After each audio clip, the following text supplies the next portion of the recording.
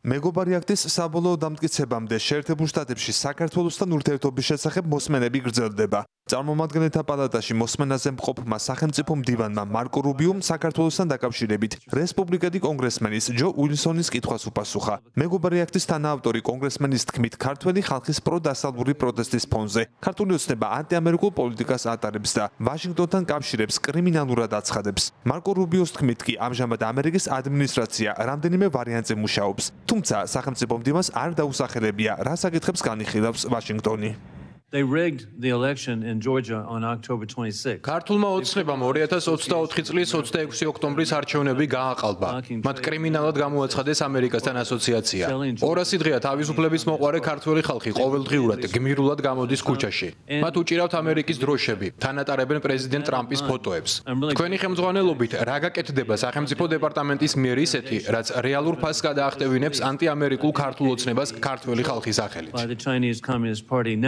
დავუბრუნდები იმას, რაც ადრე ვთქვი. უპირველეს ყოვლისა ამერიკის შეერთებული შტატების მიზნები ჩვენი ეროვნული ინტერესებია. ამიტომ ჩვენ ასე განვიხილავთ ამ საკითხს. არის ჩვენი ინტერესი, რომ არსებობდეს ანტიამერიკული მთავრობა, რომელიც ხელისუფლებაშია მსოფლიოსთვის მნიშვნელოვან რეგიონში. და თუ არა, ჩვენ მივიღებთ შესაბამის ზომებს, რათა ამ მთავრობამ ფასი გადაიხადოს. ეს საკითხი ამჟამად განხილვის პროცესშია და ჩვენ განვიხილავთ სხვადასხვა დამატებით ვარიანტს. კონკრეტულად რას გვეგმავთ დღეს, ჯერჯერობით ვერ გამოვაცხადებ. თუმცა შემიძლია გითხრათ, რომ ეს არის საკითხი, რომელიც განიხილება. კიდევ ერთხელ, ეს შესანიშნავი მაგალითია იმისა, თუ რატომ ვაპირებთ მიმართოთ ჩვენს რეგიონულ ბიუროებსა და ადგილობრივ ოფისებს ადგილზე. რათა მათ მოგცენ რეკომენდაციები იმის შესახებ, თუ ყველაზე მეტად რა ზომებზე ექნება მთავრობას ანტიამერიკულ მთავრობას რეაგირება. ამ განხილვას პოლიტიკური შეფასებები მალევე დაეწია თბილისიდან. კრიტიკისა და დაკვირვების ადრესატი ქართული ოცნება მიიჩნევს, რომ პოლიტიკური ოპონენტები თარგმანში დაიკარგნენ და ზუსტად ვერ ამოიკითხეს, რა თქვა სახელმწიფო მდივანმა. მათივე შეფასებით რუბიოს ეს პასუხი ზოგადი და დაუკონკრეტებელი იყო. ეს პასუხი ნიშნავს იმას, რომ რეგიონთან მთლიანად და კონკრეტულად საქართველოსთან დაკავშირებით არის ჩამოუყალიბებელი პოზიცია შეერთებული შტატების და ხდება მათი მხრიდან გარკვეული გარემოებების და მტკიცებულებების მოკვლევა მოძიება. რადიკალების შეჭრიამული არის რა თქმა უნდა მათ მხრიდან იმ სიტყვების მოსმენა, რომელიც მათ სურთ და არა რეალურად რაც იყო თქმული. საუბარია რომ თუ რომელიმე რეგიონში არსებობს ანტიამერიკული რეჟიმი ან ხელისუფლება, რა თქმა უნდა ამერიკას ექნება მათზე რეაგირება. პროვოკაციული კითხვა, რომელიც დასვა ბატონმა ჯონ უილსონმა, რომელიც საქართველოს მიმართ ზიზღით და სიძულვილით არის გამსჭვალული, რომელზეც პასუხი დიპლომატ შეიძლება გაეცა, მხოლოდ ისეთი როგორც გასცა, რომ თუ ასეთი არსებობს ნებისმიერ სხვა რეგიონში, რა თქმა უნდა, იქნება შესაბამისი რეაგირება, მაგრამ ასეთი ხელისუფლება ჩვენს საქართველოში არ არის, პირიქით საქართველოს ყავს პროდასავლური ხელისუფლება, რომელსაც თავარი არის დემოკრატიული პრინციპები.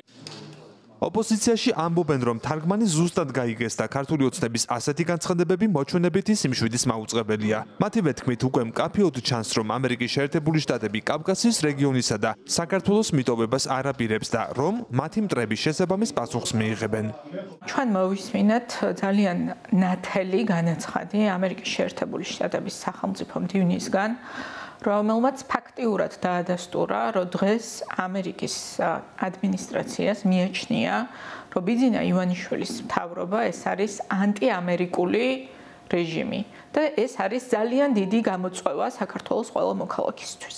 დონალდ ტრამპის ადმინისტრაციისთვის და ამერიკის შეერთებული შტატებისთვის ცხადია, რომ ისინი არ აპირებენ მიატოვონ ქართული ხალხი ივანიშვილის ამ რუსული აგენტურის პირისპირ და ძალიან მნიშვნელოვანია, რომ ხაზი გაიცვალა უმნიშვნელოვანეს საკითხებს. ეს არის ის, რომ ჩვენ ვართ უმნიშვნელოვანეს რეგიონში, ყოველდღიების არეალში ვართ, რა თქმა უნდა, ახალი ადმინისტრაციის, რომ ყავს ანტიამერიკული დე-ფაქტო მთავრობა და მათ შორის გავირკვა ის, რომ ივანიშვილის ეგრეთ წოდებული მთავრობა აუცილებლად გადაიხდის საფასურს. ხედავთ, რომ რეგიონში ერთადერთი ქვეყანა ვართ, რომელთანაც არ ხორციელდება ურთიერთობები.